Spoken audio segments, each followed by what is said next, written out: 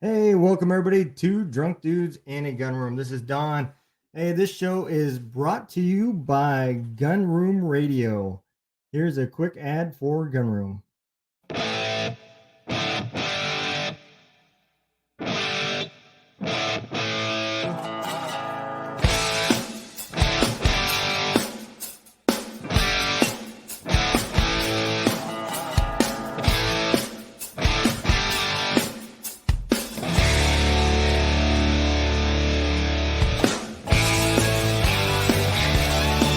Come listen to the best music in Gun Room Radio.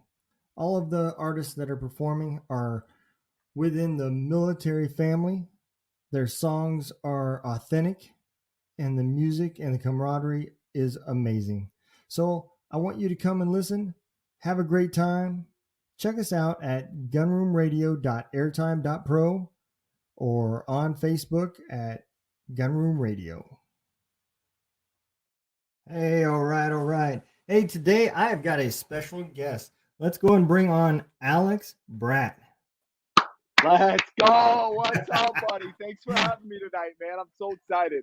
Oh, man, awesome, man. I'm glad. So I've been following you on Facebook, man. Go and tell everybody a little bit about yourself. What's that? I don't know if that's a good thing, man. I don't know if you need to know everything.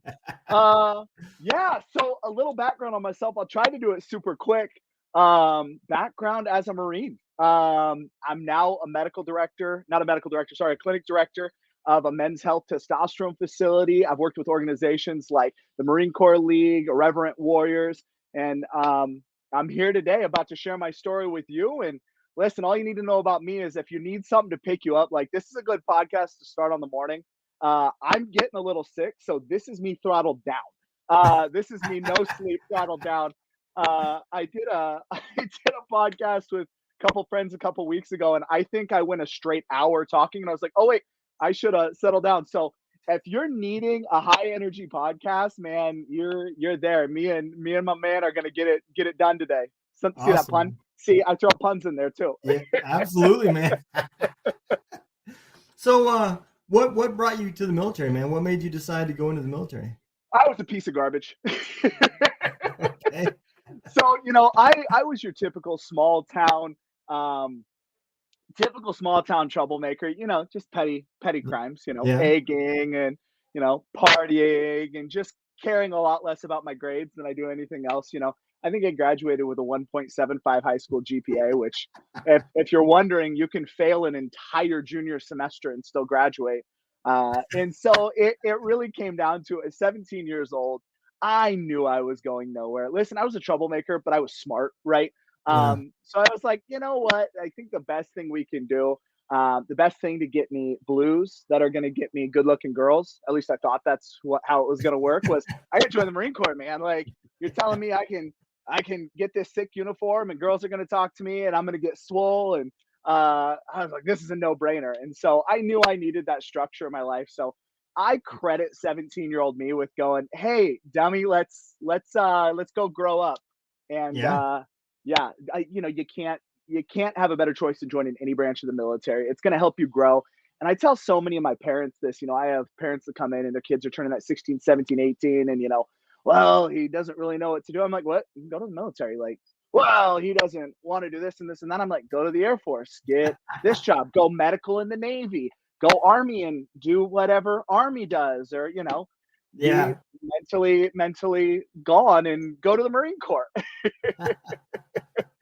Good Yeah, night. absolutely, Good man. night. I'm gonna say good night to my daughter real quick. Hey, baby, good night. We're recording right now, so uh, okay, yeah. His name's Donald. Okay, all right. Good night. We before this episode we brought her on and we let her put the headphones on. But the girl loves attention more than me and Jason Steiner. Like, I'm telling you, if there's a podcast on, we come running in. But anyway, back to you in the studio. Yeah. Well, I tell you, to think that you can do more than that's where it came from. This thing just started going crazy. You know what? Before I do any You know? podcasts, I have to take off my watch and like throw it way away. My phone is turned upside down. My daughter, she actually, I got to show you guys this before we get started.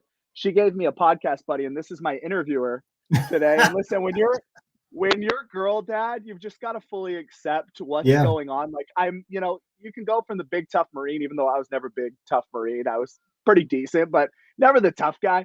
I've got like tulips over here and flowers over here, and like it's I don't know what's happening tonight, Don. We'll rock through it, all right, buddy? absolutely, man. So I'm actually from Lincoln, man. I graduated out of Lincoln Northeast, What year were you? I'm gonna age. 94. We're gonna 94. Yep. Okay, so the Great Depression. That's incredible, man. Yeah, man. Yeah.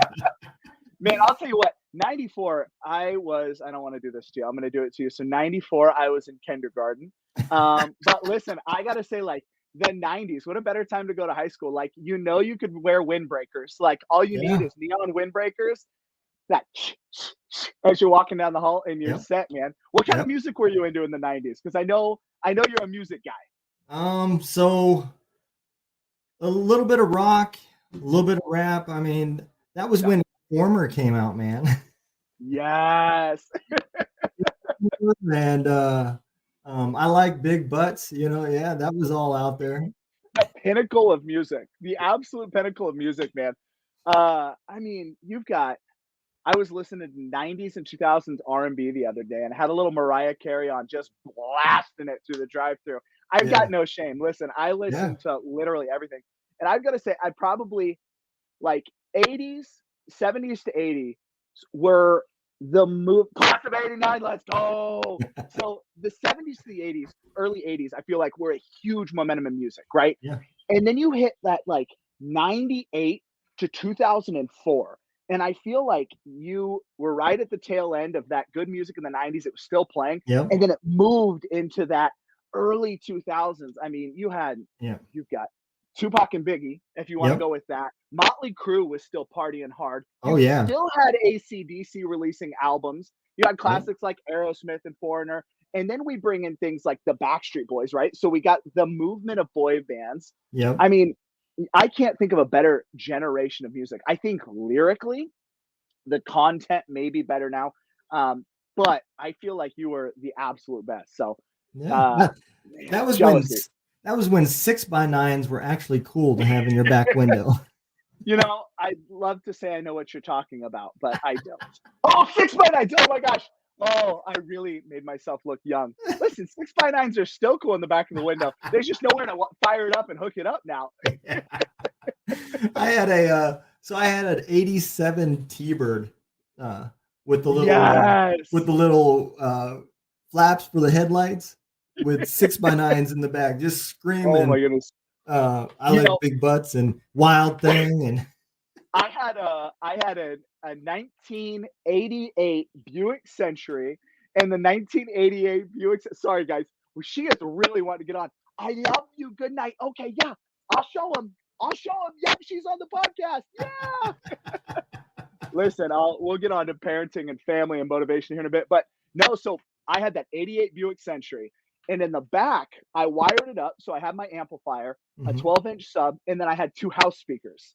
And so you could pull up to a party or to the lake or batting practice. You Yeah. pop that trunk and you knew it was a full sound system in there. And like, I don't feel like this generation does that. Like they've got No. the cars they have, you literally can't yourself figure out how to wire new speakers in because you'll fry the computer. So I feel like this generation doesn't have what we had, that No. owning your music. And like you had soul. I remember this guy Jeremy. He had two 15s in the back of, I believe it was like a Chevy Malibu, like a 2003 Chevy Malibu. And that thing was nasty, but like you knew your friends' cars by the Yep. sound. My boy Josh Dubois, he had two massive kickers. And like I feel like it was running 2200 to each. Like Yeah. I remember his setup being so sick. And you just knew your friend coming down the block by what music they were cranking and the amount of bass in the back of their car. Well, you think about that time frame, right? How confused would kids be now when they see somebody get out of their car carrying their radio because they pulled it out of their dash and walked off, or had the Put it in your detachable back phase pocket. Yep, Yeah. mine was blue. Like, and you knew if you were going to leave your car unlocked. I mean, even if you weren't going to leave your car unlocked, I feel like petty theft in the speaker world was the same. My boy Josh, Yeah. in his garage, the garage door was open. They came in and stole his subs. How many times has somebody stolen a faceplate? Let's be real. Has anyone ever done the investigation? Like, No. what were you going to do with that faceplate? You Yeah. had a JBL in your car. I had a Sony in my. Did you just want to Did you have a cool display case and you brought your freshman girlfriend over and you're like, yeah, babe, I stole that faceplate. And she was like, oh my God, you're amazing. I love you. Oh my gosh, brother. I don't understand. Yeah. I've never until now I haven't thought about that. Like what was the point of that? Yeah. I It have reminds no me, idea, man. there was this kid that went to school. Goodness, I wish I remember his name. He was so adamant about telling the entire school, if anybody ever steals my speakers, I'm going to know. Because he apparently, where you would lift his subwoofer out, he put razor blades. JBL, let's go. He put razor blades around it. He's like, I'll inspect people's fingers. And no one ever stole it. So it works. So maybe we just got to tell people, yeah, behind Yeah. my face unit is razor blades. Man. And nobody would ever think about how the electrical connection still works and everything with razor blades back then. Listen, it works. Don't question it. Don't Yeah. question it. It works. Yeah. Well, like you said, I mean, they're stealing faceplates, so it's not like you're dealing with the next rocket scientist. Yeah, but I mean, if you think about our generation, what we were able to do. We figured on our own without our parents. I had dad once in a while, but like one afternoon, you were like, I'm going to figure out how to wire this. And somehow we knew we could tear apart the dash, run wire from the battery to the Yep. back through Yep. your center console. Like, that was a massive electrical hazard, and none of us Yeah. started our cars on fire. Like, I'm amazed. We're pretty good. I mean, Yeah. a group of idiots, but pretty good. No, I agree, man. I do. I absolutely agree. So, when you were in the military, man, what would you do while you was in?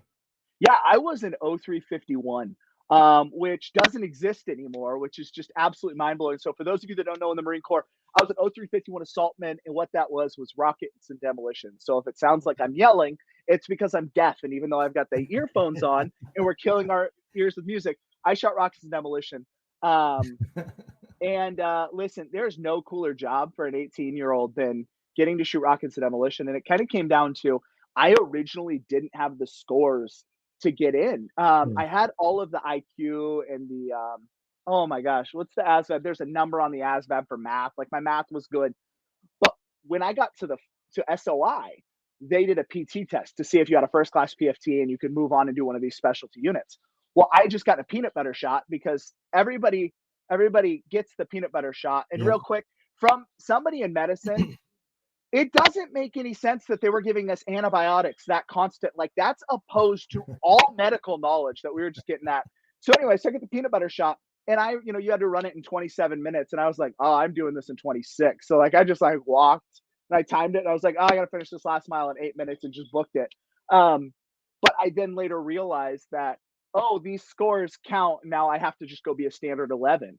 And what ended up happening was I wanted to make sure that, hey, I'm never going to fail a test. I'm not always the most square to Murray Marine, but Yeah. I'm intelligent. I'm in decent shape. I'm okay at hiking. So while everybody was sleeping for these tests we take in SOI, I stayed up and I studied in the hall and I studied in the bathroom, and I didn't care. I wasn't failing these tests because, I didn't really ever have to study in high school until, Yeah. I failed an entire junior semester. But I wanted to find a way to set myself ahead, and I was going to outwork those people. And so it turned out, of those three tests, people failed them, which opened up all of these openings to the other job fields. And so I was like, all right, I'm an 0311. That's fine. It's cool. There's a lot of awesomeness with that. But I really wanted to be, either a machine gunner, a mortarman, or an assaultman. I wanted a Mhm. specialty. And they came out and they were like, hey, 5 people failed. They got 5 openings. And I sprinted to the front. I was like, I'll do it. And they're like, do you have a first class PFT? I'm like, I've had a first class PFT, blah, blah, blah. And so, as a good salesman, I sold my way into it, and I hopped on the truck where they were going to be in the field, and I headed back to school. Awesome, man. Yeah. Yeah. I think a lot of people don't realize how, you know, that's just the veteran mentality, dude. You have to Mm-hmm. be determined. And Mm-hmm. I see it a lot in the civilian world right now. You know, people walk into walls and then they just stop. Mm-hmm. They don't go any further. They don't look around to see, Yep. how can I solve this problem? How can I Mm-hmm. move forward? And I've noticed it because I was the same way in school. Nope, was not for me. Yep. You know, and I mean, so me and my wife, to give you a little bit of background, me and my wife went to junior high together at Mickle. If you know where Oh my God. Mickle, I don't even know where that is. So it's small town middle of nowhere, am I doing? no, that's the middle school there in Lincoln, Oh, even Mickle worse. Junior High. I'm from Beatrice, so I'm one Okay, of those people from, that area of the yep. world. So we went to junior high there. We started dating in eighth grade, going into eighth grade, and man, you know, I'm going to tell you, I go into the military because, again, I was looking for the same thing. I had to take care of my wife. Now we're married, Mhm. but if it wasn't for the Army, I wouldn't have graduated. I No. mean, there was this class where you had to do 40 hours of volunteer work, Mhm. and I was working nights, and then getting up, going to school in the morning, and I didn't have time to do the volunteer work. So Mhm. I told the recruiter, I said, "Look, I'm not going to graduate." And he's like, "What class, man? We'll get you a tutor." I said, Yeah, "No, it ain't my grades." I know. I said I could pass, but I can't do these volunteer works. He said, filled it out. He said, "Yeah, okay, well, you just, if you come back through on a summertime, you can do your volunteer work then." Yep. So I mean, I graduated, but yeah, you know. So once I came into the military, it was the same way, man. You know, I come into challenges. I don't like to fail, and I You think know, that and I, go ahead. I think you the know, military just puts you into you. You know what I mean? and I think that's the thing. Like everybody wants to know, like, what makes the American military one of the greatest militaries in the country. I think it's multifaceted, right? Yep, One, we choose to go.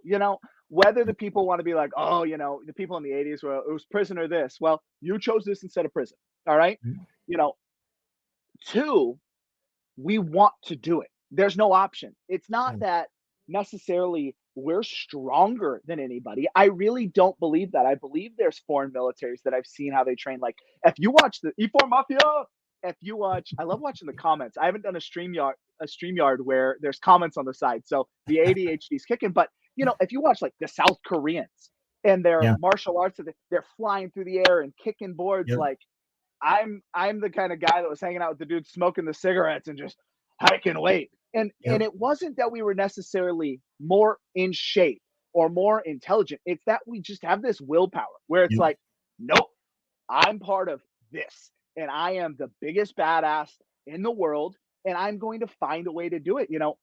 The guys that I served with, um, two of my best friends, Jeff and Eric, and I'll throw Justin Clark in there. They were much better than me as leaders. They were substantially better. I remember I got non-rect and they were like, I wasn't even close to picking up. They're like, well, we got to put a name down. I'm like, I don't care. So I walked in the first sergeant and he was like, so why do you feel this non-rec's appropriate? I'm like, yeah, I'm not ready to be a leader. I call it sophomore year in the Marine Corps, hmm, freshman, sophomore year. I'm like, I'm not there. Jeff, Eric, they're great. But what I decided I was going to do was never fail. When we're hiking, if a gun went down, I don't care if it was mortarman, machine gun, we're all weapons, we're all family. I put it on my back, I strapped it on my chest, and I hiked. And, I got kind of told I was a pack mule. I was dying on the inside, but mentally, I yep, refused to stop my legs from moving. I had a gunny come up. He's like, bro, give me that. And I had a mortarman plate on my chest. And I was like, just death. And he's like, dude, just give it to me. And I'm like, no. And he grabbed it off my chest and took off running. And I'm like, that's what it takes. And that's truly what it is about. I feel like yeah, the American spirit too. We're in a time where we're talking about what's the American spirit. And I feel like it's being suppressed. And not to get political, but men are told to be less manly, and it's a yep, threat to society, and it's a mental health issue.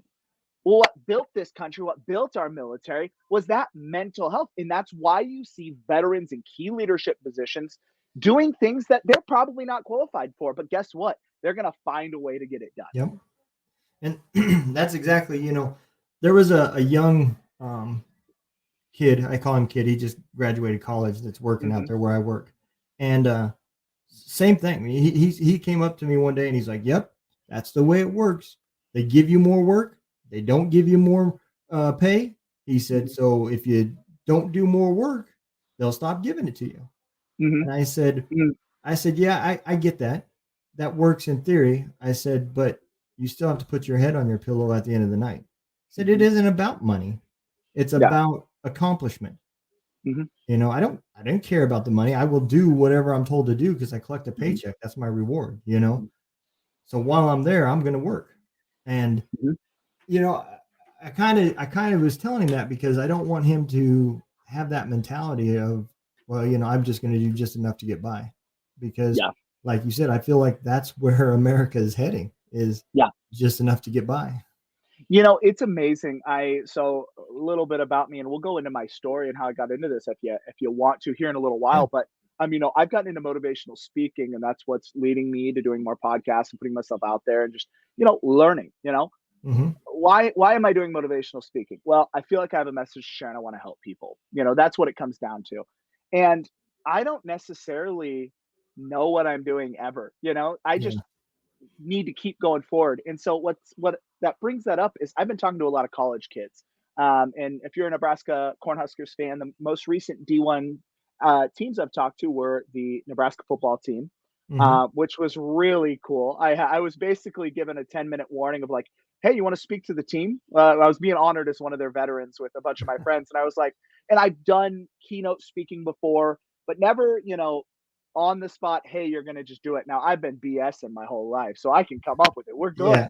Yeah. And then I recently talked to the D1 track team, who a couple of my kids that I followed just ended up placing at nationals.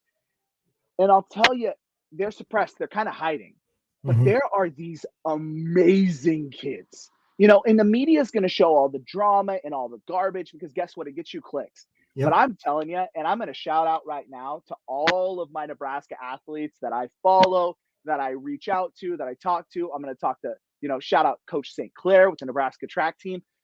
Man, those guys are working. Yeah. Like, I'm telling you, there's a different mentality. And I just wish we could get more college students around these college athletes. And, there's non athletes out there too. But I'm telling you, there's some of these athletes out there that have that can do spirit just like we did. Yep. And what I told them during one of my last speeches was it's going to be over. For them, it's athletes, right? Yep. Athletics. It's going to be over in 4 or 5 years, right? When you lay your head down on your pillow at night, you're going to have regrets. Yep. That's what a lot of our demons come from. Yeah. It's where my demons came from, was regrets. You're in the moment right now where you can change your future. You can change what those regrets are going to be. You're going to give your all. And so many of these kids are doing it. But I'm telling you, the ones that are out there that aren't, um, they're going to be eaten up in the Yeah. future. And it's not just going to be society eating them up. When they come to the realization when they're older in this give society, when it comes to the realization that, oh, it's gonna hurt. And so, Yeah. that's on them. But there are good kids out there, man. I agree. And you brought up a good point, because that is true at that level. To play in football or any sport at the University of NAIA Nebraska. D3, Yeah. period. The college Yeah. sport, period. Yeah. You have to be at a different level, mentally, not just physically, but mentally. And Well, you got to think. You have to go to school, right? You got to yep. manage school, which is already difficult. College is tough. I don't know Yep. how many college graduates or anyone that's attended college. You got to go to college, and if you're taking courses that are worth it, it's hard. It's at a fast pace. Yep. Then you got to navigate the social aspect. Then you got to navigate the fact that you're 18 to 23, growing into your body, growing into your mind, going through your mental changes, and you have to attend practice and compete against other teams. That's personally, I'm never going to downgrade what we did in the military, but I feel like they've got a different kind of mental battle Oh on yeah. their plate. Yeah. I'd rather go to the military. I'm a nurse. I'm an RN. I went to a really hard nursing college. I tell my wife all the time, man, I would rather go to the Marine Corps for 4 more years than do college again. Man, I Yeah. love the Marine Corps. I'm not doing that again. But Yeah. Yeah. Yeah. I had a fellow podcaster that brought up about uh, how come the women in these sports don't just quit and stand up and stop to Come on. protest the transgender and all that stuff? And Yep. I told him, I said, that's an easy answer. It doesn't have anything to do with they're afraid of the speaking out. Hmm. I said Yep. they love what they're doing. And Hmm. at that level, to be at that level, you have to be the most competitive type A personality. Hmm. And I guarantee you, every single woman that lines up says, I can beat her, him, whatever it is, I you got know, it. you Hmm. know, yep. And they would rather die. They'd rather die trying Come on. than to quit, Yep. you know. When I saw you setting that up, I was like, let's go, brother. I felt like I was at my Baptist church on Sunday, like, preach, let's go. It's the truth, man. It's It it's is. the same, it's the same mindset we're talking about here, you know. Yep. Okay, cool. You want to put a biologic man, you know, I doubt we have many people that we're gonna offend on the show by speaking improperly, but listen, you know, some of us might want a political career eventually, and so well, whatever, it'll come back Yeah. to bite anything. There's enough stuff we got, but they are there to win. I Yeah. don't care who you put in front of them. They want to go. And, you know, we talk about the Leah Thomas issue, you know, Yep. from 244th to 302nd to number one. Um, so Yeah. we're going to go out and beat her. And these girls are like, hey, this isn't fair. But it's exactly like you said. You know, I love that you brought that up. That's awesome, man. Yeah. Awesome. And like I said, I can relate, and so I was in the 160th, and they have a creed. Their last line of their creed, man, I just absolutely love. It says, I went, how does it say? It says, I went with the memory of those who served before me because they loved to fight and fought to win and would rather die than quit. And Come on. it's true. I mean, our mentality in the military, you know, how many veterans come back from combat and say, man, Mhm. I've got all these problems from things that went over there, but I wish I could go back. You know, Mhm. I mean, it's messed up. Guys missing legs, you Yeah. know, like, I'm good. I got it. Throw me back. Like, I'm Yep. sorry. What? Yeah, I got it. You know, Yeah. it's incredible. Yep. And even guys that aren't coming back, you know, I feel like that's a standard. So I'll kind of jump into my story if you don't mind. No, go for it. So yeah, so what I specialize in is all veterans, and so my story I'll try to go super quick because this story can take an hour to tell. Long story short, I'm not a combat veteran. I'm not a combat veteran. I joined the Marine Corps to go to combat. I'm part of the generation that watched 9/11 fall, and I Mhm. fully intended. That's why I joined Marine Corps infantry. Like, there's Yep. no way I'm not going to combat. I ended up in 2nd Battalion, 5th Marines, the infantry's most decorated battalion. There's no way I'm not going to combat. And so what ended up happening was first deployment was a MEU. So I got on shift and we spent all of our time in Japan and Malaysia. Came back and they're like, hey, gents, you're going to Afghanistan in 20 days. I said, let's go. All right, here's my time. Let's go get it. Nope, not you. You're staying behind to check on the new guys and take care of the new guys. Move on to my third deployment. Guess where we're going? Well, back to Okinawa for the 31st MEU for a second time.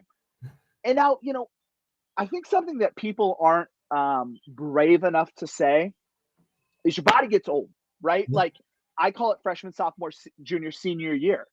By your senior year, even though you're not a combat veteran, even if you're not an infantryman, your body is a different element than what Yep. you went in day one. It just is. Yep. It puts years. We always used to say, you know, 4 years in the infantry or 1 year in the infantry is 4 years on your life. And I mean, I felt it. You know, we talked about me being a pack mule. In the beginning, it was a little easier. And towards my final year, it was just different. I put it Yep. on. That fight wasn't in me like it used to be. Yep. And so while we're in Japan, they talk, you know, I had an incident fast roping where for any of you that don't know what fast roping is, you slide down the rope and you run, and it's really, really cool. And it's a lot of fun. Well, I'm a hot dog, as you can tell, high energy, high thrill seeker. So I come out of the bird and I hadn't taken a run on it in 2 hours. And so I'm like, I'm going to come out hot. Well, in the jungle, when it gets cool, everything condenses, right? So it's wet. The rope's worn in. It was a different bird than I've been going. I come out hot, just flying. I'm like, let's go. Try to stop and I can't. And I land and I Mm. bounce flat footed. And so I injured my ankle. And I hadn't tested that then the rest of the deployment. You know, I was on light duty for a period of time and about 3 months in, you know, blah, blah, blah. The body wasn't what it used to be. And so it Right. came to the point that, hey guys, we're going to Afghanistan on the next deployment. And now there's a few things that veterans aren't willing to talk about. I feel like it's my duty, and this is kind of what brought me into the motivational speaking. there's a lot going on for veterans when they're making that decision if I'm going to continue. Well, one, my body wasn't what it used to be. Two, I didn't have a lot of trust in my command that we were going to be going. I'd Yep. heard that before. I'd heard it. Now, I had an amazing leader that I wanted to follow, but I didn't know if it was going to happen. Three, do you trust your command?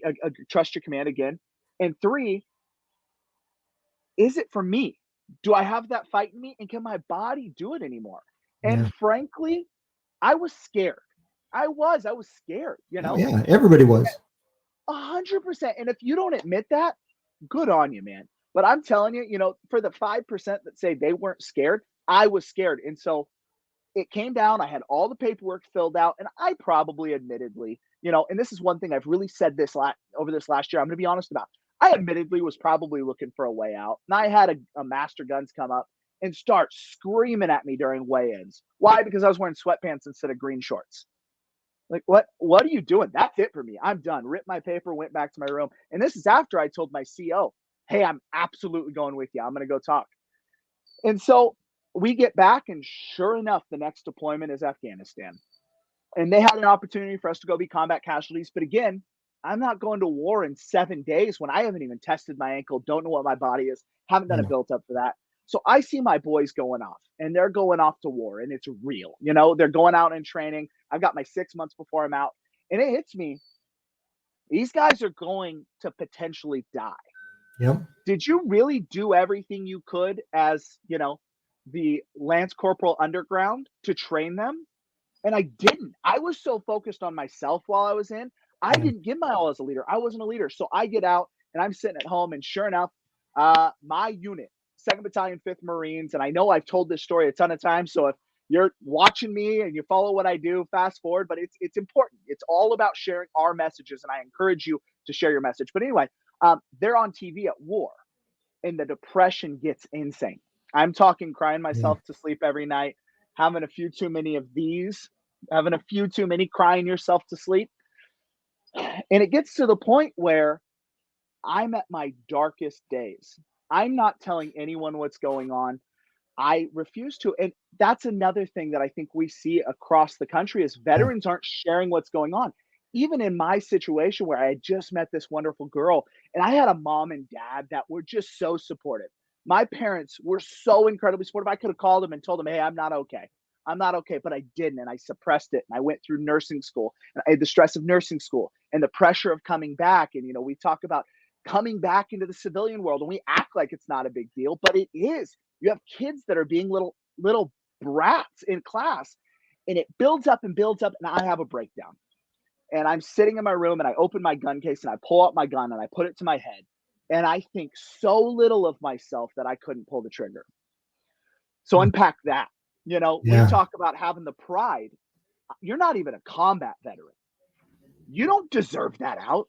Put that back in your case, and you eat the pain you have. So we fast forward, and for those of you that have heard me before, this is what's changed me. I'm crying myself to sleep, and I'm having a night where I can't stop crying. And so I take off on a run, and it's pouring rain out, and I can hear the I'm just trying to outrun the sound. And I stop on a bridge. And next time when you're in Lincoln, 27th and Highway 2, there's a bridge, and I'm Yep. crying with my hands my hands and head in between my legs. And I text my now wife, and I say, Claire, I can't tell you why, but I'm not okay. And she says, just pray. Now, guys, I'm an atheist at the time. And I said, and I grabbed my phone, and I chucked it down the bridge. And I said, that's the dumbest thing I've ever heard. And I said, fine. God, if you're here, I need you now. And I'm telling you, God reached out, Jesus reached out and touched me. I'm telling you, if you're a believer or non-believer, I was touched. And it opened up, and this warmth came over me. And it gave me this moment of clarity that I need to do something to help veterans, which led me into helping with, Irreverent Warriors and ended up being the PR director for the country of Irreverent Warriors and the Marine Corps League and traveling all over the country and talking to veterans, and led me to where I am today, where I'm willing to share my story because, again, we're kind of going back to this story is for both combat veterans, non-combat veterans, non-infantry men. We all have what I was talking about earlier, that regret. We all have regrets that we didn't do enough. And if there's one thing that I've interviewed, every veteran I've interviewed across the country, we all think we didn't do enough, and it's just absolutely absurd. So hopefully I wrapped that up quick enough for you. I got to read this one. Ron's just killing it today with the comments. I'm going to read it out loud for those of you. We are horrible to each other. When a bunch get together, it becomes whose dick is bigger and who did what and what others did. Oh my goodness, Ron, I'm so glad you said that. And, and that's what I found. And there's so many non-combat, non-infantry veterans out there that have these feelings. And what really got me to start sharing and started the motivational speaking and how I started talking to veterans was I'm finding there's actually more, essentially, you can count on. There's there's more non-combat vets than there are combat vets. And they are all suffering just as well. And listen, I respect you. My heroes are guys like Rob Burke, guys that I worked with in Irreverent Warriors and brought things. And, those guys that went through Fallujah and kicked in the doors. You're my heroes. Don't get me wrong. They're my heroes. But we're all suffering from the same guilt and the same pain. And, I got a veteran who said, there's one vision in his mind, and that's, his friend burning in a vehicle. That's no matter what it is, you're going to find that one element. But so that's what, that's my story as quick as I can make it. And that's what led me to being here with you today, Don. Yeah. Brother, I appreciate that. And you brought up a lot of good points, man, because as a whole, the veteran community, when you transition, those first couple of years and is the most dangerous part. And that's where it was for me too. Mm-hmm. And just like you said, when I retired in 2014, I was done. Mm-hmm. I was literally driving to work wishing a damn deer or something would run out in front of me so I had an excuse not to go. Mm-hmm. And I was forced to go on another deployment. I did a total of 68 months, counting Bosnia. Mm-hmm. And there was a deployment that came up, would have left me 3 months to retire, is what I would have had left if I would have went to that deployment. And I didn't want to go. I was scared because I was so close to retirement. I've seen so many people get killed, and I was just burned out. And so, long story short, I ended up not having to go. Obama cut the numbers of how many people were allowed to go to back to Afghanistan. They were trying to draw it down at that point, and I just got lucky, and I didn't have to go. And one of the things I told they had me stay back with the other soldiers and kind of supervise while I was clearing. And one of the new privates, I told him, I said, hey, tomorrow you guys need to bring in your dress uniforms. I said, I need to take a look at them. And he said, oh, we're going to start that stupid stuff already. I said, what are you talking about? He said, oh, we're going to do Class A inspections. I said, this ain't an inspection. I said, these next 9 months, you're going to be wearing them quite a bit. Mm-hmm. And he said, why? And I said, because not all of them are coming back. Mm-hmm. I said, they're not ready. Mm-hmm. Our unit had never been to Afghanistan. And that's where I did most of my tours, was in Afghanistan. And I knew they weren't ready. And they lost, I think it was a total of nine soldiers is what they lost. Mm-hmm. And, it's just like you said, you see it, and you carry that burden because as a leader, you knew they were not ready. Mm-hmm. And I watched. Or you didn't do enough. Yeah. Or you didn't do enough, which, you know what, for you, I guarantee you did everything you could do. I guarantee you did. But guess what? I know it still eats at you.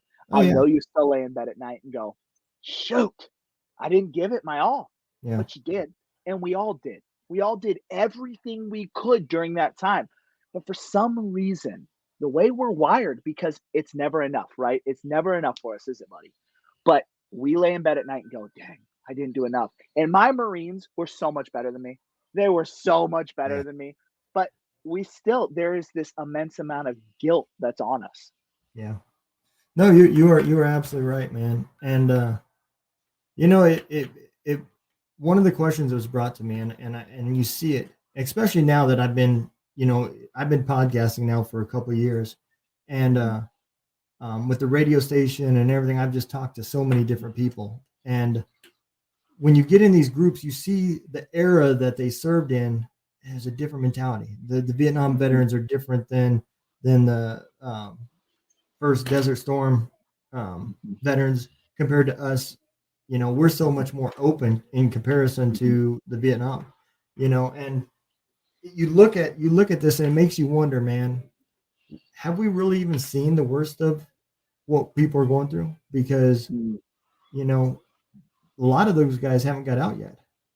The ones that came into the tail end of that of the war. So I think about one of my leaders, Brett Tate, was a gunny, and if you remember the last team that pulled out of Afghanistan, and they were getting babies. It's so sad. I'm literally gonna cry. When you become a parent, for those of you that aren't a parent out there, and you see these children, wow, this has never affected me like this. So I'm sorry. You see these parents that are so desperate to save their children that they're willing to hand their baby. And I've got a 2-year-old in bed right now, and they're willing to grab their baby and please take my baby. So you start with that mindset. Yeah. I'll be one of these Marines, serving under my brother Brett and Brett and Tate. I never call him by his first name, but Tate and Corporal Deacon out of Omaha, lost his life in that. And these kids in the pullout phase, there was no structure. There was nothing there. They were just there having children handed to them. And what do you do? What do you deny that? Or for those that did deny him, or those that served in those final days and watched the country collapse, can you imagine what they're suffering with? Yeah. It's absolutely insane. It's insane what they're going to go through. Sorry, it's Brett. Yeah, I don't know why I was thinking anything different. It's Brett. But you know how it is. Like, I forget people's first names that I served with forever. It'll be like, oh, hey, it's James. Like, yeah, I don't know who. Oh, hey, Mencius. Oh, what's up? Ricardo Mencius. Oh, there you go. But anyway, but here's the thing that I wanna kind of talk about though. It's so incredible. Every time I see a Vietnam veteran, I go and say welcome home, and I'm pretty sure you do too. And I know a lot of us veterans do. But I think the element that this generation's not understanding is they're the reason, and say what you want about the VA. I know there's going to be a lot of Marines and Army and Air Force and Navy out there that are going to say, God, F the VA, and the VA doesn't care about me. Listen, they're doing what they can. Yeah. And if you think you have it bad now, go watch Born on the 4th of July. I don't know if you've ever seen it. It's a Tom Cruise flick. Yeah. And I couldn't sleep one night when I was going through my, my mental stuff, and I flipped on the TV. I was like, Born on the 4th of July. Oh, look, Tom Cruise. Understand what they went through with the VA. You live in Narnia. Yeah. And there are good people at the VA trying to help you. And I'll tell you, as somebody that specializes in healthcare, that's how healthcare is. I'm going to tell the people that have a chip on their shoulder right now, we have it really good now. Some cities, I'm here in Nebraska, we have an amazing VA. Some have it better than others. But those Vietnam vets, man, oh my goodness. People don't even understand. Yeah. The amputees were strapped to tables, and the feces on their bodies were washed down with cold water hose. It's just incredible what they've seen. Yeah. It's incredible. Yeah. And on top of that, you look at the way they returned. They came home to a country that hated them. We came home to a country that loved us, and that makes a world of difference. And what's funny is our generation, and this is something I've been kind of on a kick with lately. My generation personally, the 2008 to 12, and the generation on, we have something called woke veterans, right? And hear me on this one. Well, you owe me. No.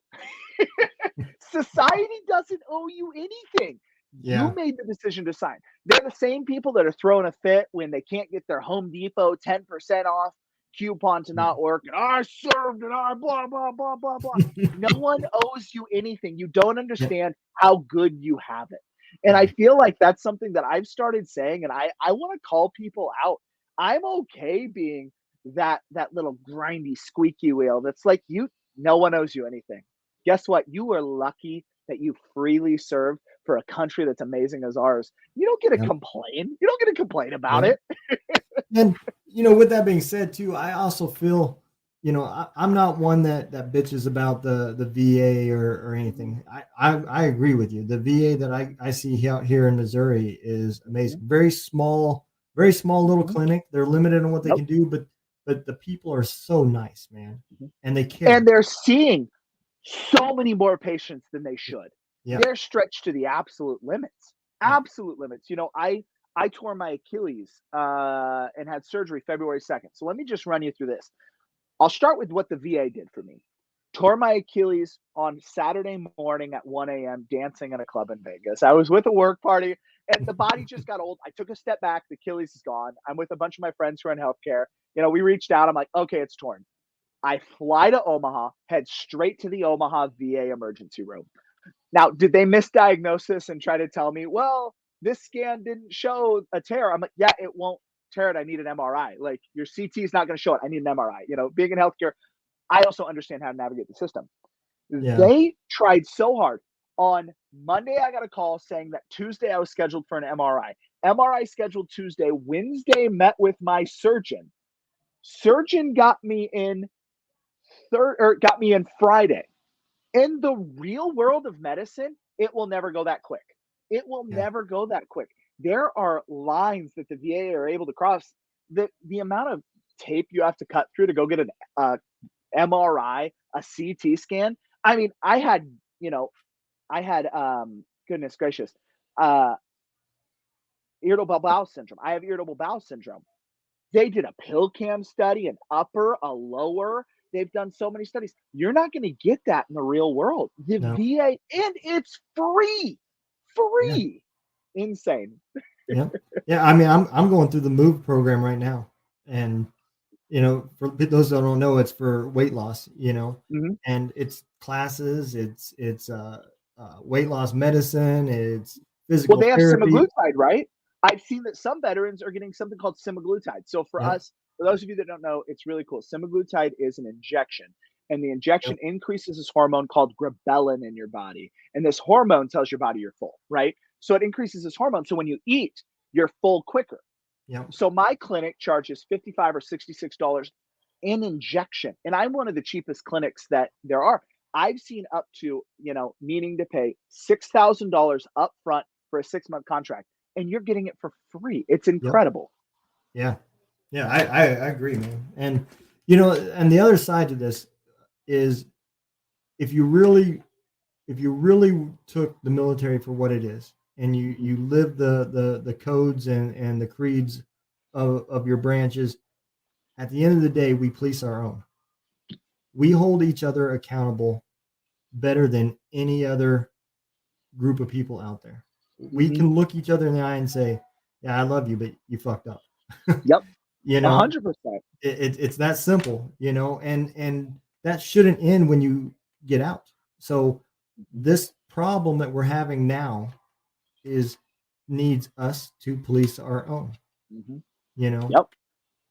And one thing you can do, I do this every time I walk into the VA, but that's because I'm the most extroverted extrovert you're ever going to meet. Like, I'll walk into the VA and I'm wearing silkies. So I walk into the VA wearing silkies sometimes because I got a PT. I'm like, this is a workout. I'm going to wear silkies.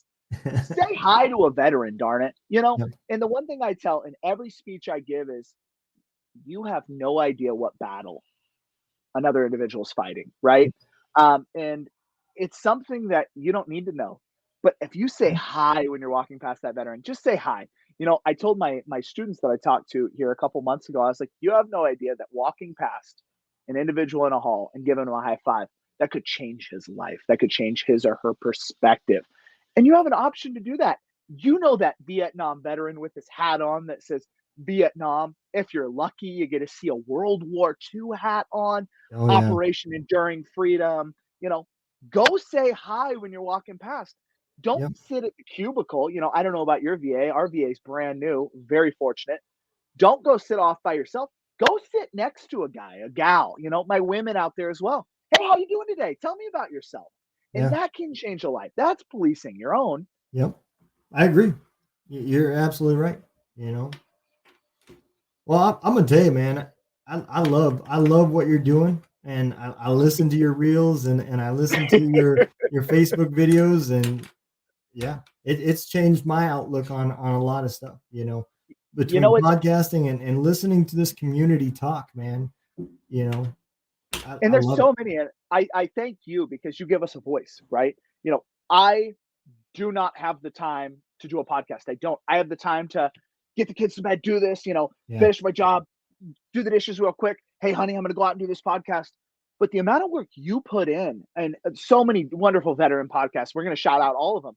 You know, so many of you individuals that have it in your heart to do this, you know, and I feel like everybody, if they're missing a mission, find a mission, right? And Yeah. that's what kind of saved me. You know, we talk about irreverent warriors. I had no idea. Crayons. I love the every day.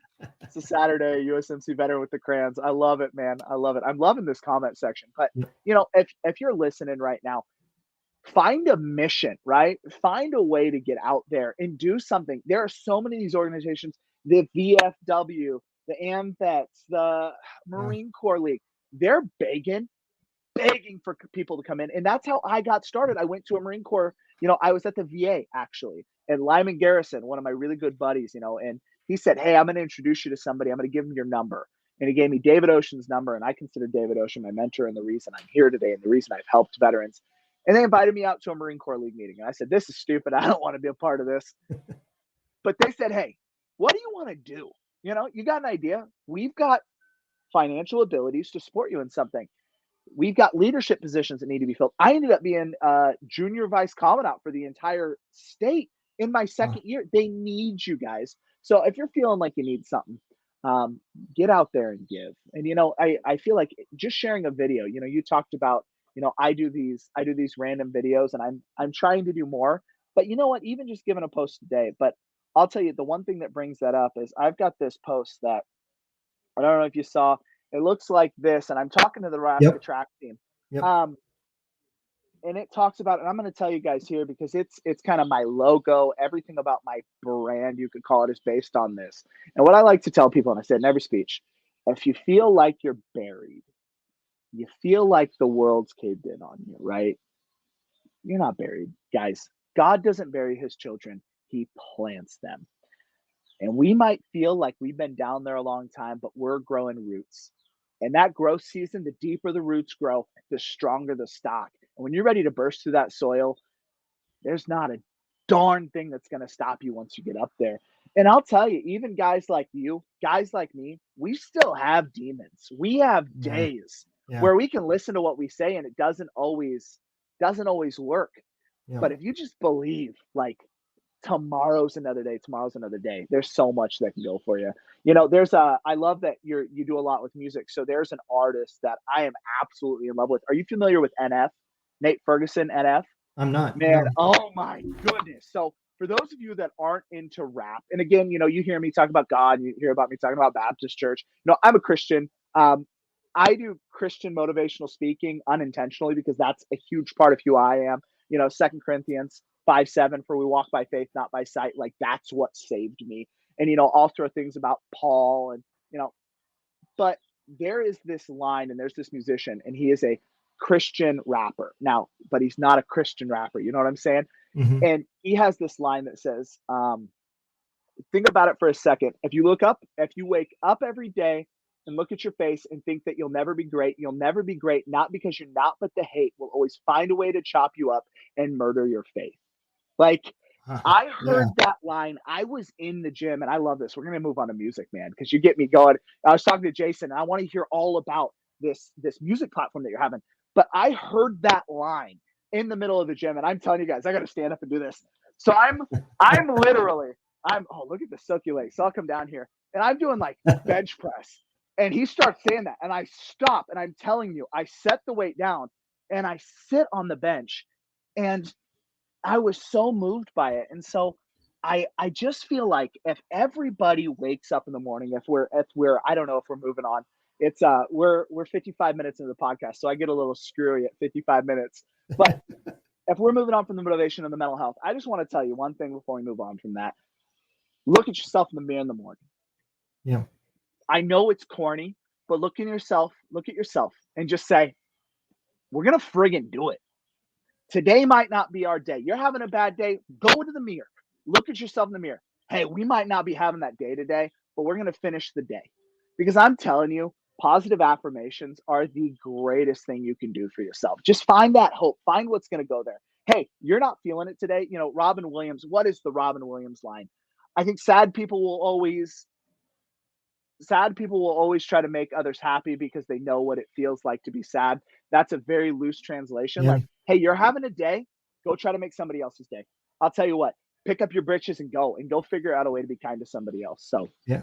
No, I agree, man. And you know, the other thing too, you was talking about just get out there and find a way to help. You know, mhm, I tell everybody that there's not one set thing. You have to find your niche, what it is that mhm, you are passionate about, mhm. and what it is how you want to help. You know, podcasting and this radio station, that was my part. That's what I found for myself. And I'm going to tell you, when you find that and you submerge yourself into it, Mhm, it becomes not just you helping them, but you're helping yourself too. mhm. It becomes therapy, and I've opened up a lot since I've started, podcasting, and I'm telling you, dude, it's the best thing in the world Well, is and I'm just the to get same. involved. And that's for me, mine's speaking. God gave me a gift of the ability to talk to any human being. And it seems to be I'm being placed in these situations where I'm able to share my message and write speeches and help people. And I can tell you, you'll see me on Facebook or Instagram. Instagram's really where you'll find a lot of my stuff. And then I share it over to Facebook. I can tell you leading up to this podcast today, I've had a week where I had to go back and watch my own videos and find my own motivation. Yeah, That you're always going to have suffering. Don't yeah, get me wrong, human beings are made to suffer. We just are. It's part of our nature. You're yeah, always going to have dark days. But I'm telling you, I even up to an hour ago went, oh gosh, I got to do this podcast. I got this, I got this, I got this, I got this. And I'm telling you, when you find your way into your element, it's the same when I step on stage or step to talk to somebody, my heart rate, I'll tell you, it goes up to 130. And I'm like, oh gosh, I don't know if I want to do this. I don't know if I want to do this. And then I step in front and I literally, you can track my watch, it goes 60 beats per minute. And you will just find yourself in your own element. And hey, yeah, listen, maybe speaking's not for you, maybe podcasting's not for you, but there is something out there. There are yeah, so many organizations that just need people that want to show up and help. yep, Be that guy. You can truly save this organization. So a couple generations from now, because it's America, we're going to find ourselves in another war. We're going to find ourselves in another war. But if these organizations that haven't been built since, Vietnam veterans aren't around, well, then these kids aren't going to have an ability. And I love it. I'm reading these when they come up. Storms are guaranteed. It's how we weather the storms. I got to know that man's name or girl's name because I'm going to add that into my speeches. So I'm everything's sure you will, excited. because I'm sure he's going to reach out to you about coming on his podcast. So Let's do it, big dog. I'll tell you what, it's so funny because my daughter's room, I have to, as you see, I'm outside my backyard, which I'm not gonna act like this isn't the coolest dang backyard. It's I like to call myself the ghetto of the nice neighborhoods in my area. So like right up there are like $2.5 million houses. And I'm like right on the edge, so I get to cool things. But um it's funny. We talk about going on anybody podcast. I love to share, but I want to talk about something about family real quick, which is going to kind of move it there. Um, Derek, what's up, buddy? So right down there is my daughter. She's sleeping in the other room, so I have to come outside and I put him to bed. But let me just talk about family real quick. Um, it's amazing when you have family, and we talk about storms being guaranteed and how we weather the storms. when you get a family and you get kids, and I know we're going to have a lot of people out there, you're going to still have your demons. This is the first time I've ever done this, so we'll see where my brain takes me. You're going to still have demons. And I just want to say it's your responsibility to deal with those demons. It is. It's not the kid's fault. Nothing that happened is the kid's fault. And I know a lot, 95% of the people are going to know they got to put them away when the kids are there. But it's not the kid's fault. You need to find a way to be there for them. And so this is similar to volunteering, right? When you finally do get to have those kids and you get to put your soul into them, you can teach them the right way to cope with things. But some of you aren't fortunate enough to have these little ones running around. You've got to define what your family is, right? Yeah. And family is such a broad term. Dominic Chiaretto, family, Yeah. It's the truth. It That is. is a family. We had family when we were in. You might not be with your family. My best brothers, the men that were next to me, it was my father, Jeff, and Eric. I'm not with them anymore. I know I can reach out. You can reach out. But hey, say you don't have someone to reach out to. Let's go back to what we were talking about volunteering. These organizations are there for you. And so you need to find your family. And I think that's something to just tag on the end of this right here. Yeah. And that's exactly what this podcast started. We didn't know how to help. So the one thing that me and my old first sergeant, there used to be two of us, and that's why the name is Two Drunk Dudes in a gun room. But now the other person just has to drink enough till they see two of us. But at the end of the day, we were good at networking, me and him both. That's just something that we've always been good at. And so when we started podcasting, that's what we decided we were going to do. We were going to not be the organization, but be the Uber between the soldier and an organization. So and so has a problem. We have interviewed an organization that can help, and we just try to unite them. And that's how we started. Mm-hmm. Derek said, I see him going crazy over here. Guys, for those of you that I don't know if you've done a podcast. So I've never done a podcast where we've got live comments just going off on the side, and the ADHD is just enjoying it, just absolutely enjoying it. Yeah, man. So yeah, it's just the way the world goes, man. And people have reached out since I started doing this. The app that I created, I had a chat line on it, and there for a while, people did reach out to me, and we just talk. Not necessarily about their problems, but just about things in general. And take their mind off of it. And that's what it's about. It's just about going. Just go. Yep. Don't overthink it. Just get on and go, right? And so we've got you talked about to Jason Steiner a few weeks ago. Jason Steiner's a guy that I met through that period where we were trying, when I was towards the tail end of my time with the Reverend Warrior, we were trying to create a war room where we brought in every nonprofit. We all were going to communicate. Now, I didn't see the task completed. I know there was a period of time where all these organizations completed. I moved on to a position where you're eventually going to have to step away and move on to what your next task is, and that's going to eat at your soul, but you've got to do it. But, you meet guys like Jason Steiner, and again, I'm going to preach hero stock coming up here. And, my nurse practitioner at my office, Cindy Lambert, and hero stock, baby, let's go. There it is. I didn't even see your shirt. We got Cindy filling me in. Jason's the one that brought me out of my little funk. Dude, let's go. And I'm telling you, Jason is such a good dude. I'll tell you what, he comes. Whenever I see him, I'm like, okay, set a timer for 30 minutes because I'm going to be talking to Jason. But it's incredible. Just he didn't. Jason 316. I love it. I love it.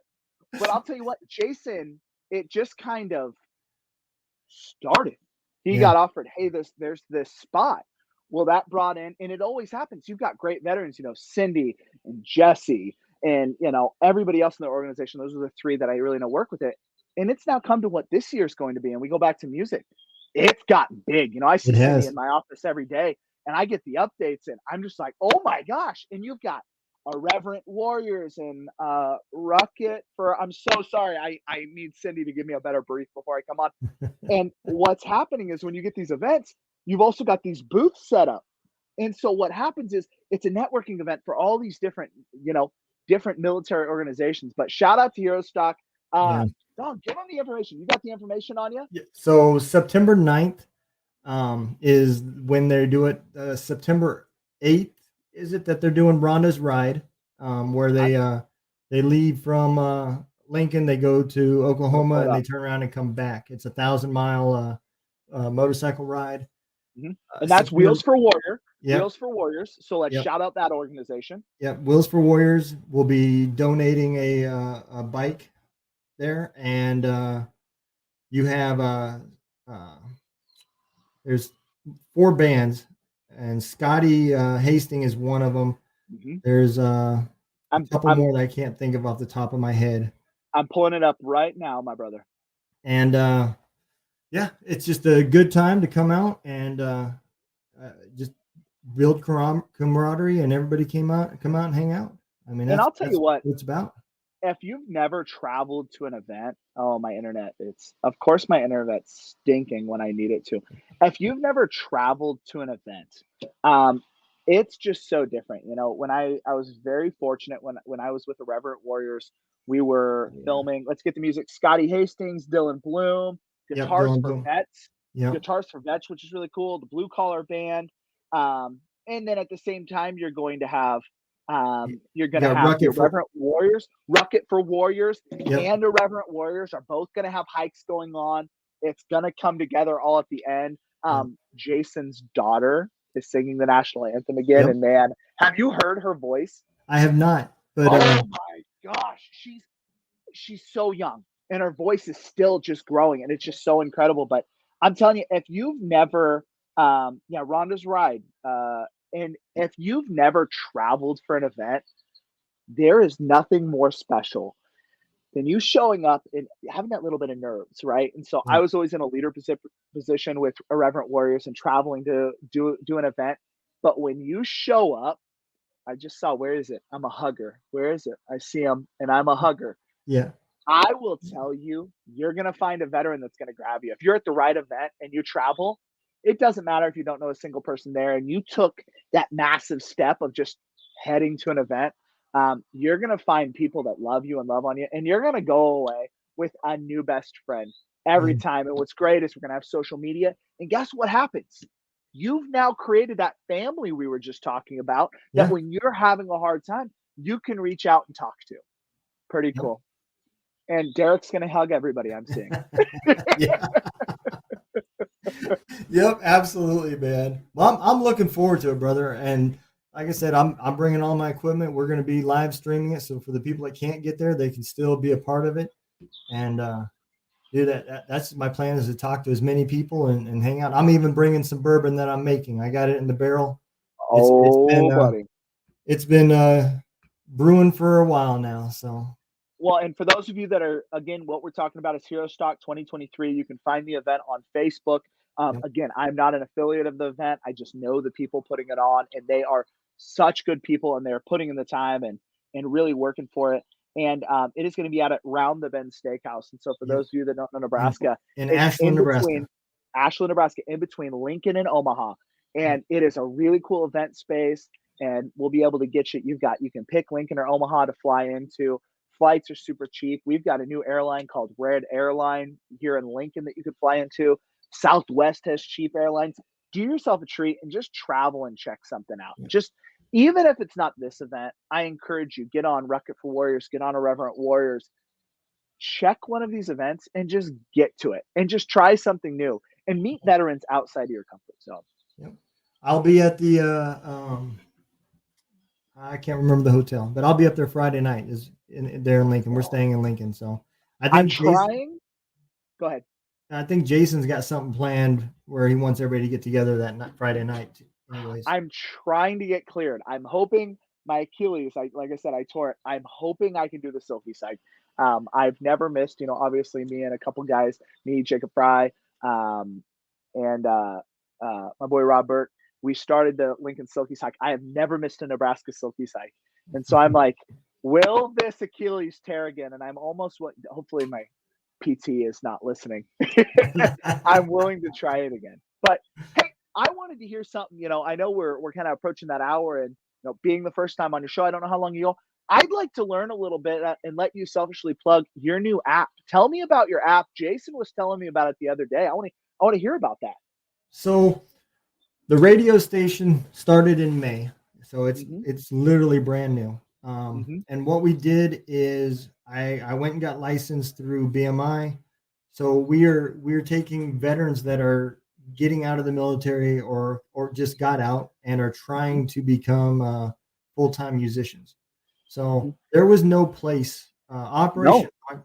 Operation Encore is the only organization. I know there's a couple more now that I've learned recently, but Operation Encore would take 3 to 5 veterans that they would pick, and they would help them get some songs recorded. They'd put them through a boot camp, and they've got all these military and military spouse artists, and they were trying to find a radio station that would just dedicate an hour to nothing but veteran musicians, Mm-hmm.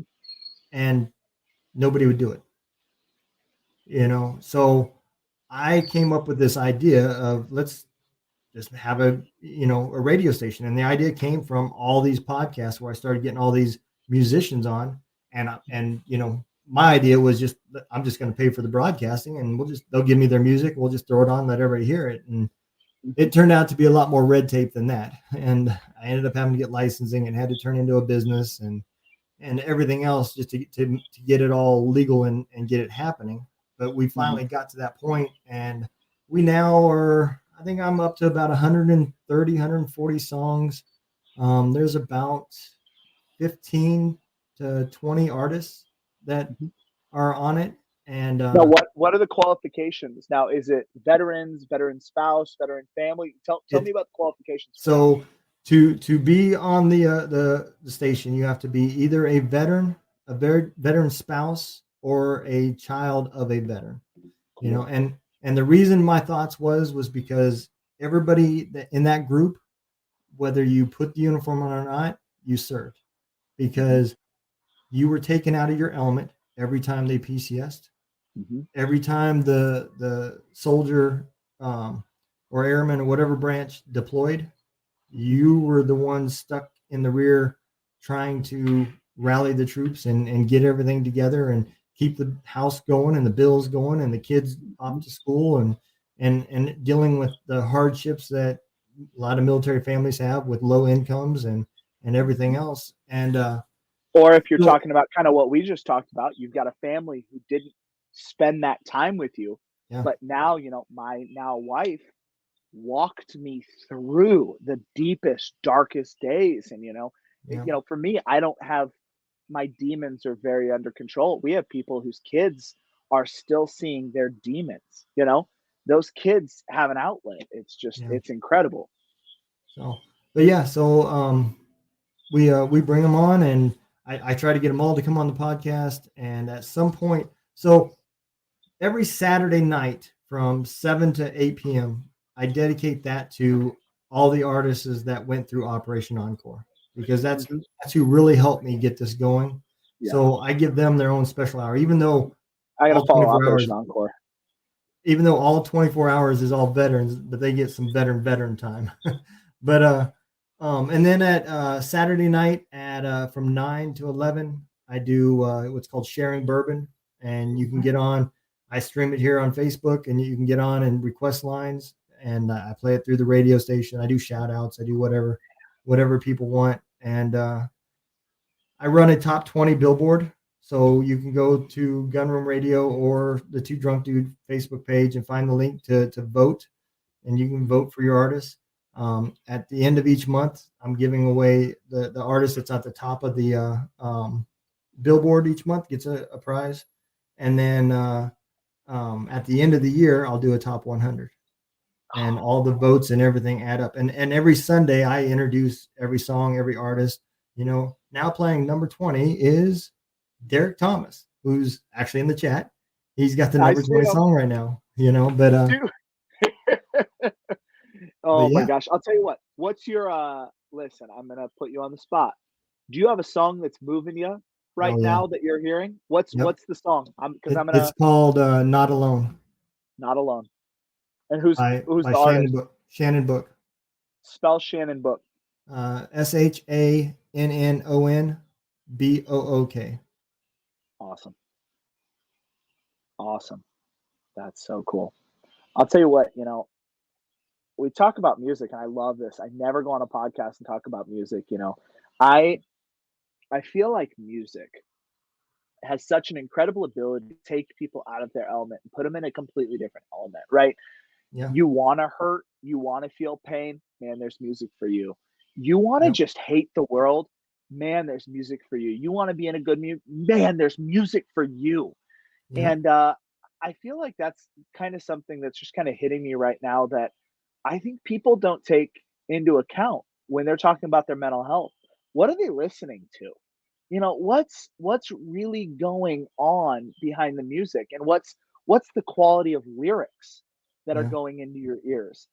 There is some music out there that when you really break it down, it's not healthy music for you. Yeah. You're right. And what are you putting into your ears? And I mean, I'm gonna kind of go off on a tangent here, because that's what I do. Yeah, I told you, I warned you. After an hour, I go off on tangents. I think one of the things when we talk about mental health and we talk about what's going on with people, um, what you're bringing in can absolutely take you to the next level or absolutely destroy you. And I was Yeah. actually having this conversation again. I specialize in men's health. Um, and I don't know why I want to bring this up right now, but it's hitting me. One of the things I talked to one of my my clients about today was porn. And I know it's kind of weird that I'm bringing this up right now, but I just literally talked about this today. We talk about what we're taking in, and we talk about us as men, right? And we joke about how when we are in the Marine Corps, you'd pass around the computer and Yep. hey, you gotta see this video. Did you see this one? And you're taking it in, and you're taking it in, and taking it in. And we talk about me now as a spouse, and when I met my wife, I chose to abstain completely from porn. Um, and it was amazing that level of commitment and attraction that then happened with my at the time girlfriend and then onto my wife. And I've moved that on to, I don't have TikTok because, as any of you that have TikTok know, you scroll. And I did this as an experiment once. I said, I wonder, and I actually deleted my TikTok because that stuff's on there. I said, I wonder if I delete my TikTok, clear my cache, let's restart it and let's swipe for 5 videos and stop and let's see what it prioritizes. These algorithms that are existing today, and the algorithms in social media and the algorithms Yeah. in the world, are to try to take you out of your proper mental state and put you into a dark place or into a overly sexualized place or an overly unhealthy place. Yep. And so whether it's music, movies, media, social media, you need to be so selective about what you're putting into your body. And I love that you're doing this with music because I can imagine there's not one song on your top 20 that's discouraging. Yeah. You're right. Because these people that are putting music out for you, they're trying to express their soul. And I guarantee, oh man, I got to get on. Jason told me about it last week and I haven't downloaded it yet. I guarantee you're having a bad day. You can get on your radio. Yep. And I guarantee you, every one of those people putting out a song, their song is in a way when they wrote it, they're trying to help somebody. So Yep. before we get a chance to wrap up, whenever we're going to do that, I just want to hit that point again. Be careful what you guys are putting in. Yeah. This is something I've never talked about on a show, but it's really weighing on my heart right now. Be careful what you guys are putting in the tank because it will come out some way or the other. Yep. I mean, there's Food. there's there's been a lot of studies out there that with porn specifically. I mean, men picture an image that they live up to, and when Mm-hmm. you're putting that in your body and you're listening and seeing what's not real, but it appears to be real on screen, and then you try to be that guy that you've seen on the screen in real life, you're setting yourself up for failure because you're going to Well, feel let's like a failure because you're not living up to what you're watching. That's not 100%. real to begin with. That's not love. It's That's not. not love. And I'm going to tell you, as a married Christian man who's insanely committed to my wife, going on 8 years of marriage, 10 years of dating, like love is such a different element, right? And we look at porn, and I truly believe, my generation's the first generation that grew up with the internet, right? So if I wanted to see it at 14, 15, 16, we had a computer downstairs. I sneak downstairs. I type in what I want to see. I want to see Asian and purple with black with Yeah. like the internet has destroyed men. And let's Yeah. move on to men's health, talking about that. Society has broken down men and we have turned into these primitive creatures that now crave something that you will never get. Yep. And so now when you finally, for those of you that are single out there, you've now built up this image. And I'll tell you what, I guarantee I can hop on my Instagram. Now my algorithm is like golf, golf, golf, and WWE videos. But I can guarantee I go to my search feature and yep, there it is. There's a girl right there. And I'm going to show this. This is, and I'm telling you guys, my search feature is that. And I never hit my search. There's a girl right there. Yep. That is not something I search. That girl, I can look at her face and I can see that is an airbrushed face. That is not a real person. There you Yep. go. That's what should be in my photos. A lot of golf. Shout out some Cole Silkies. Brooks Koepka's putter. But I'm telling you, the internet is out there, and It is. I intentionally like non-sexual things on my phone because I don't want that stuff in me. Yeah. But I just showed you there. The internet is trying to break you down and put Yeah. poor things into your brain. It really is. Yeah, because it makes you keep coming back because you're never going to get satisfied. Mm-hmm. And I'll tell you, it's hard. I will tell you, my journey, and I will tell you, probably most military veterans, I could tell you, have an addiction to pornographic material or overly Yep. sexualized women. Yep. Why? Well, we're around men, specifically infantrymen. We're around nothing but men. That's our outlet. That's what we do.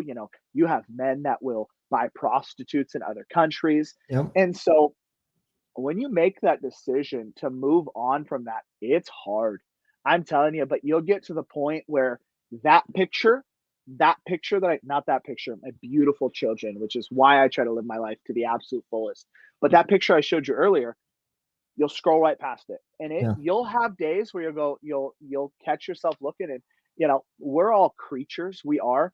And you'll, look and be like, wow, that's a really attractive. And you'll go, nope, get out of here. I want that out of my brain. And I'm telling you, the second you make that commitment, you're going to feel a lot better and you're going to find more value in your relationship. How long have you been with your wife? Since 7th grade. Oh my goodness. Yep. Oh my goodness. Yep. We started dating summer of 7th grade, got married in 94, right out of high school, and been together ever since. And she is the most beautiful thing you've ever seen, isn't she?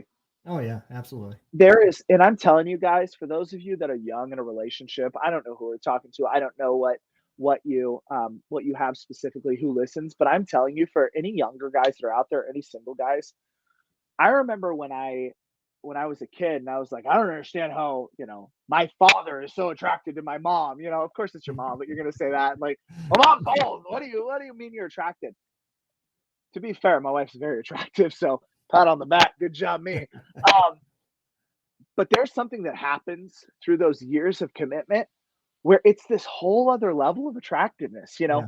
She bears your children and you spend every minute together. Now your brains are in sync and it's like this supreme level of attraction. So, gents, lay off the porn, start putting good things in your brain. And I'm telling you, you'll love the results. I agree, brother. I agree. Well, let me ask you this. Where's the best place if somebody wanted to ask you to come speak or where's the best place for them to Absolutely. find you? I'll tell you what, find me on Instagram. I think would probably be one of the easiest ways. And I'm Alex underscore. Oh my goodness, I just got a bug in my eye. It's gotten dark here in Nebraska, and so I've got this ring light here. You can find me at Alex underscore Ander on Instagram. My captions are love my girls, blessed by God, Marine Corps veteran, nurse and public speaker. And you can find some of my videos there. And I'm trying to post more and more of my motivational content. I've got workouts on there. And I'll tell you what, if somebody needs something or somebody needs to reach out, I never do this. But you can hit me up at 402-806-6083. Again, my phone number, my personal phone number right here on me is 402-806-6083. I prefer you text me. I'm very, very difficult to answer a call. I truly am. But Me if too. you ever need anything, you're having a down day and you just need some words or you've got a situation going on, I don't act like I have all the answers, but I'd love to hear from you. So again, my personal phone number is 402-806-6083. Um, reach out. I'd rather you reach out and say, hey, I've got this going on in my life. What do you think here? And it may take me, I'm going to be perfectly honest, it may take me a couple days to respond. I am not ignoring you. I've got a family, I've got a full time job. I come home, and anybody that has kids understands that, my phone's, I have a watch on, but I would love to hear from you. So if anybody needs anything, just reach out to me. But do follow my Instagram, and I'll tell you what, I'll try to continue to post motivational stuff on there, and we'll Absolutely. go from there. But Don, sorry. But Don, I really appreciate you having me on tonight. I appreciate you coming on, man. I'm telling you, stop. Let's go. They just got on. Yeah. You just missed us talking about you, brother. But I really appreciate you. I came into today, and I'll be honest with everybody. Those demons, whatever they are, I've got some battles going on right now in my personal life. But this really meant a lot to me. And I even going into this, I was getting sick into the night. I really appreciate what you're doing, Don. And I really Thank appreciate you. you having me on in everything you're doing for veterans, because without you, I can't share my message. And this was one of those where you really allowed me to kind of open up and do whatever I wanted with my message. So thank Absolutely. you so much. God bless you. And again, for you ever need anything, I want you to reach out. I want you to call me. But I appreciate again, that, for man. you veterans out there, I'm telling you, if I'm going to sign off with any message, just know that others are fighting the same battle you are. You're not alone. The same Amen. thoughts you're having, the same feelings you're having, others are having. So get to a group of veterans near you, share your story. Listen, if you're a Christian, just pray. God's out there ready to listen for you. If you're not a Christian, find a group of people that have the same beliefs you are, and just find your way home, okay? I love you guys. God bless you. And thank you so much for taking this time with us tonight. Amen. I appreciate you, Alex. Your words mean the world. You take care, brother. All right, guys. Good night. Hey, thank you, Don. We'll talk to you soon. All right. Yes, sir. Bye-bye.